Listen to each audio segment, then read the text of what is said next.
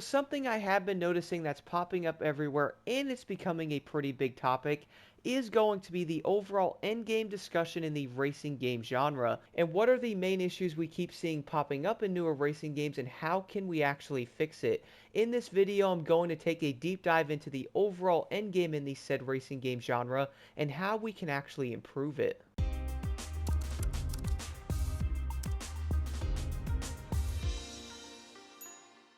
Now, I wouldn't say it's probably going to be a new thing people are talking about, but we can all agree in recent times that many racing games, well, they kind of have an endgame problem to them. We have been noticing this in something like Test Drive Unlimited, the old Need for Speed games like even Heat, even Need for Speed Unbound in some ways. We've also seen this in Motorfest. Let's be real, most of these games can easily improve in that aspect and get a lot better than what they are. The thing is though, will they truly ever have a great endgame aspect to them? And what is actually going to be a good way to fix it? Well, to be honest, guys, I feel like there's a lot of different ways a lot of these games can do it. And I also feel like there's a lot of better ways they can approach this entire thing with to really keep players on the game and actually enjoying to unlock stuff and most likely go after other cars and other things they can get instead of actually only having one way truly after getting to an end game.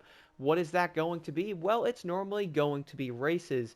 Now, the one thing I do want to mention is pretty much every single racing game at the moment has PvP in it, and I think we can all agree that is probably going to be a given in most games because after you actually race in them, you are probably going to want to go against other players and do some like playlist events or different types of races in the cars you most likely wanted to get in that said game, so that does make sense. We can also all agree that most racing games are going to have PvP systems in them, right?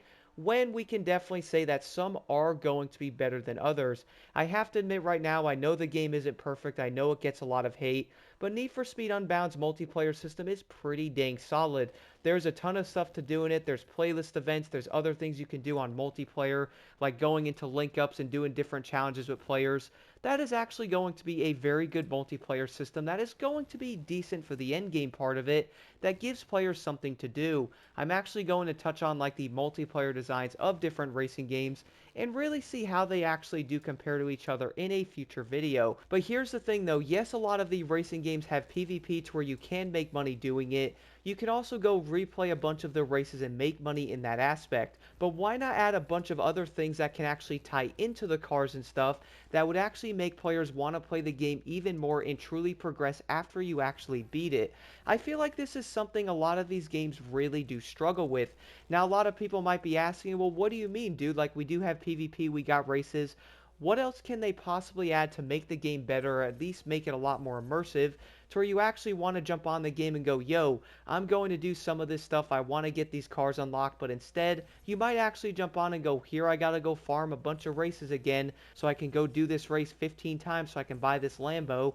Is that really going to be the best way to have an endgame set up? Probably not. And you know what's insane to me though? Like the entire solution to this said problem in the racing games getting insanely repetitive is not a hard thing to fix, man. The biggest solution is to add other ways players can make money and unlock stuff for vehicles that gives them a bigger sense of progression. Well, how do you do that? Let's dive into it a little bit deeper. Let's just say you're actually trying to get cars unlocked or something and there's going to be cars locked behind challenges, right? That would be dope. What if you actually unlocked these said cars in those challenges that you actually did? What if the entire car you're driving has an insane unlock tree to it? Well, how would that work? Well, what if they actually have a mileage challenge to it, an event challenge to it? Like this vehicle has to do 100 events. After doing that, you're going to get money bonuses through the actual unlock tree of the mileage and also the events or even the other stuff they can add in it. Why don't they have parts unlocked with it like wheels, accessories like splitters, wings, bumpers, and all that stuff? That would be so dope. Players are like, wait a minute, so if I actually have to drive this car stock for a bit, but I have to drive it, I get mileage, I do the events, I do other little daily challenges in it. Like, for example, they can have something like a mileage challenge going to like 1,000 miles and having like events with that vehicle. You can also do other challenges tied to those vehicles. As I mentioned earlier, like having the European American cars, you can actually complete multiple challenges at once while using that said car. What is that going to get you? Well, you'll get more money, XP, other bonuses, and unlocks doing the other challenges on top of that one when driving that car. Now imagine every single car in a racing game having that. That's 100 plus challenges like that different trees, unlocks, wheels, upgrades for that vehicle. Who knows, maybe once you actually get like 1,000 miles driven on that car, like you max out a tree on it, why not give like a 15 or 20% money bonus if you drive that car? That would legitimately be so dope, man. That would make people go, yo, I'm going to max out my favorite car so I can get all the unlocks for this thing. You'll get special rims, maybe paint jobs for it and special things. That way, players are like, you know what, maybe I should go drive the other cars, unlock those. It's going to get you money, XP throughout the entire time you do it. And I feel like that would most likely get a lot more players engaged in actually playing the game once they do truly complete it. We all do know once like the campaign's over, like you beat the main part of it. For example, in Heat, like you beat the campaign, or in Motorfest, all the playlists are done. You're then going to be like, okay, so what do I do now? How do I make money, or how do I buy these cars? You're going to have to go back in, do all the race again, grind them out, and then make enough money to actually buy the cars later on, right? And there's nothing wrong with doing a lot of races, but why not actually have challenges tied to every single car while you do them?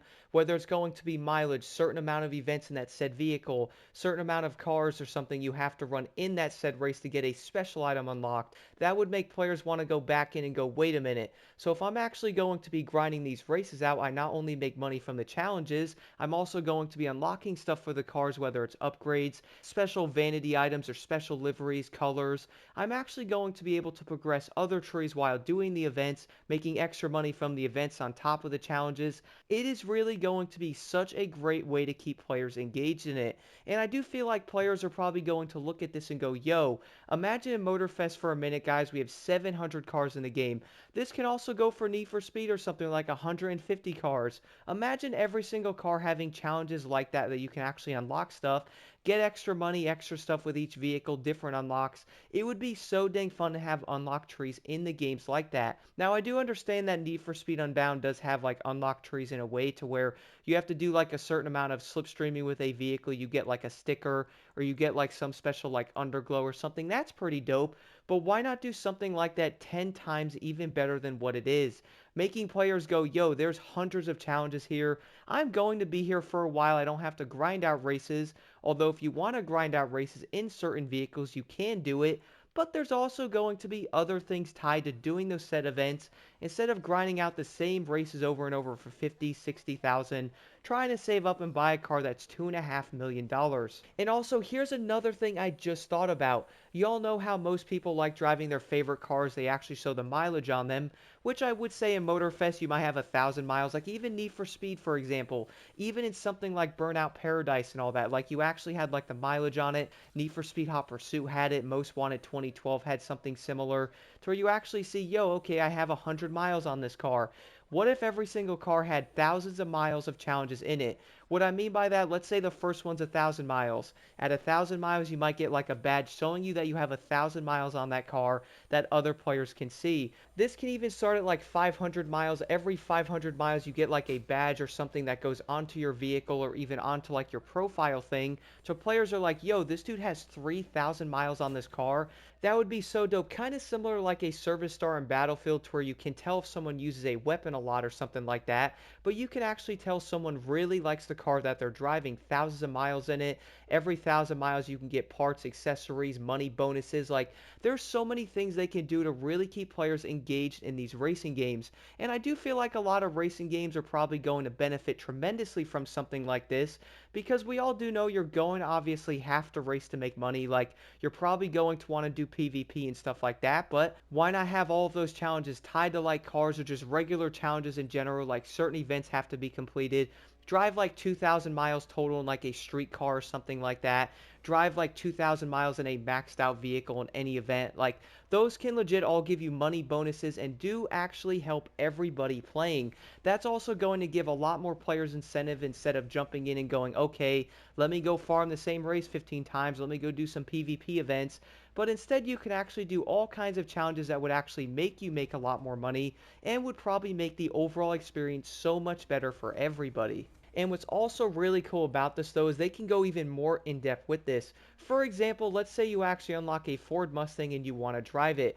What if you're actually going to have a few upgrades on it? Like, yes, you can actually upgrade the vehicle, whether it's going to be a spoiler, like one of the bumpers, maybe a side skirt, maybe some canyons on it. But what if you actually have to do a certain amount of challenges in that car, like let's say 30 events or something? Along that entire line of 30 events, you get parts unlocked. You actually get like rim sets or something. You'll unlock a few bumpers around maybe 500 miles. You unlock a special spoiler for it. You might actually get a special body kit at like 1,000 miles. Now, I do understand players might not want to drive that car 1,000 miles to get something like that unlocked. So why not have some of that tied to races? That way you will have to get it, and you'll also end up unlocking it around 15, 20 races. You can add your favorite body kit to it. You can then unlock different rims, additional bumpers, different hoods and stuff. Like, doesn't that sound really dope, bro, being able to do something like that? Now, picture that on every single car in the game and actually being able to unlock stuff with every single car, not only challenges, but wheels, all kinds of vanities like underglows and all kinds of dope stuff. I feel like a lot of players are like, okay, I finished this car, let me go to that one. Like, it would really give you so much stuff to do. And what's also kind of insane, though, is you can actually see some of these things actually being added into certain games, which we did end up seeing in the recent Solar Crown release, though. If you actually look at it, once you do end up max leveling, even on the part of max leveling, you'll notice you're going to have tasks and stuff like that to do. Some of them are going to be 100 races in that said car for $1 million. That actually might look kind of cool because you'll get the money from the races, and then you'll obviously get the 1 million at the end. Here's the issue with that, bro. Why not make it so you actually get additional money throughout the entire thing? On top of that, let's say every 25 races, you might get like 500k or something, or 700k in like 25 to 30 races. After that, you're actually going to get like a special item, like a sticker or vanity item, maybe like an XP bonus or something that can go towards something else. Maybe you'll actually get like special items for that car, like a pair of rims. Every single task can actually have different things like that in them. Instead of actually having just a $1 million at 100 races, they could easily do an unlock tree for the entire thing, bro. Like, that would be so much better than actually having like 500 races for $1 million. Like, who actually wants to do that, bro? Like, there's not an incentive to do it. Like, yeah, you're going to farm the races. Cool, you're actually going to get the money from them. Ha, cool. Is that really worth doing, bro? Like, have an entire unlock tree to it, all kinds of stuff to actually unlock along the way of doing that said challenge would make so many more players actually go, yo, I'm going to do this challenge, 100 races for 2.5 million or something. And ooh, plus I'm also going to get like that really dope wing. I'm going to get a special front bumper or rear bumper, maybe a really dope body kit at 100 races completed. And what's also the craziest part about that is, doesn't that sound a lot more fun than just doing 100 races for $1 million?